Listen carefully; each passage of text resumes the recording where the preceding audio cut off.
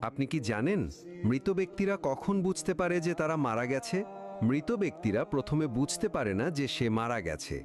মৃত ব্যক্তির মৃত্যুর পরে আত্মীয় স্বজনের কান্নাকাটি, গোসল দেওয়া, কাফন পরানো, এমনকি কবর দেওয়ার আগ পর্যন্ত সে মনে করে মৃত্যুর স্বপ্ন দেখতেছে।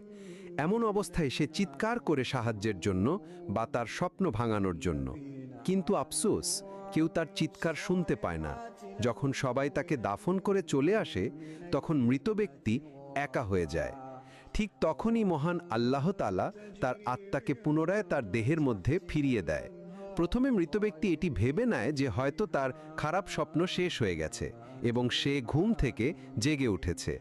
তাই সে আল্লাহর কাছে কৃতজ্ঞতা প্রকাশ করে। এরপর সে তার শরীর স্পর্শ করতে থাকে, যা কিনা সবেমাত্র দাফন করা হয়েছে। তখন সে বলতে থাকে, আমার শার্ট কোথায়, আমার প্যান্ট কোথায়,